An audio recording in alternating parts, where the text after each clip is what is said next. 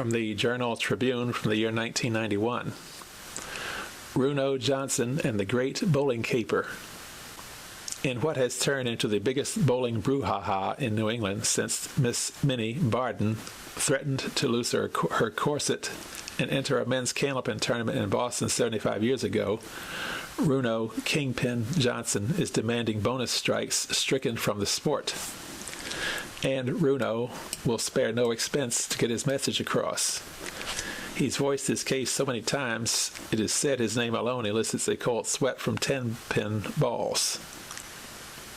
Last month, he wrote a scathing letter to the Journal Tribune for reprinting a 100-year-old article that used the word strike incorrectly. Every time I hear some idiot call it a strike after the 10th frame, I just go crazy, the 79-year-old Malden, Massachusetts man says. It really irks me because it's totally wrong.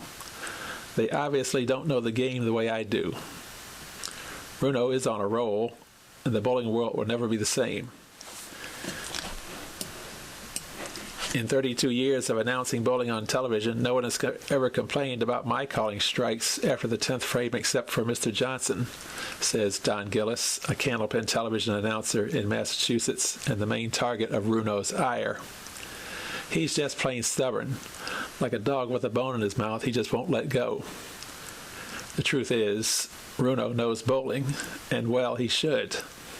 The retired aircraft technician says he's been hanging around alleys for more than 50 years, starting out as a kid setting up candlepins for 2 cents apiece in Norwich, Massachusetts.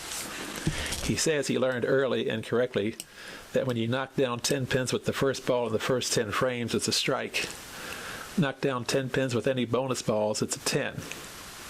There can be no more than 10 strikes in a standard single string of bowling, Runo says.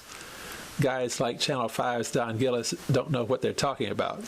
He's been calling it wrong all these years. It was Mr. Gillis who got the Journal Tribune involved in this heated debate. Apparently, a reader mailed a Gleanings clipping, a weekly entry that features interesting tidbits of news from the gay 90s. And Gillis, in turn, passed it on to our friend Runo. It told of an Arthur Hubbard of Biddeford, the youngest bowler in the city, who was reported to have bowled a perfect 300. The brief begins, in Biddeford, a great record has been made at bowling, one which it is said may possibly be equal but is not likely to be broken. It continued. He made the limit 300 and started a string with a strike, followed it with 11 more strikes, giving him 30 in each of the 10 squares and 300 for a total. After years of arguing back and forth about when a strike really is a strike, Gillis thought by sending the Journal Tribune story of Arthur Hubbard to Runo Johnson, he might end his long-standing feud with the man. He was wrong. Runo was so upset with this latest piece of evidence presented to him that he not only wrote a nasty rebuttal to Gillis, he blasted the Sanford Tribune editor for running the story in a typed 2-page letter. Now you, having published what you did, have joined the side of Gillis, Runo wrote. If it wasn't you that screened the article, then somebody on your staff needs the enlightenment on the subject. The letter, which has since been filed away in the Journal Tribune's library, came with Runo's easy-to-follow diagram showing how a typical perfect 300 string should be written on a score sheet. It concludes, contrary to belief, to all those mistakenly informed by a certain few that have television at their fingertips, there can be no more than 10 strikes in any standard single string of bowling. Bill Bolton, the managing director of the International Candlepin Bowling Association, agrees with Runo. He's absolutely correct, Bolton says, and I've explained that to him every time he writes me.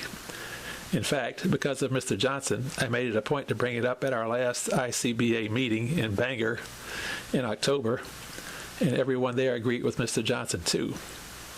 Unfortunately, there is nothing anyone can do about it. Historically, it's always been called a strike after the 10th frame, and I suppose it will continue that way. Runo isn't about to give up the fight, however. He's planning on writing a letter to Webster's Dictionary in the hope of getting them to either rewrite the definition of a strike or delete it completely from the dictionary. I'm not giving up, Runo says. No, sir. I've come too far with this. I refuse to be a victim of the people who think differently. I know I'm right, and I'll keep arguing my case.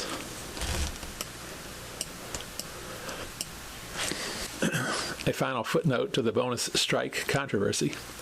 According to reliable local sources, 10-pin bowling didn't come to Biddeford until the 1950s. That being the case, and since rolling a perfect candlepin score is considered an impossibility, the report of Arthur Hubbard's 300 game back in the 1890s was most likely incorrect. So what's your next move, Runo? Joseph Halpern is the Journal Tribune's sports editor.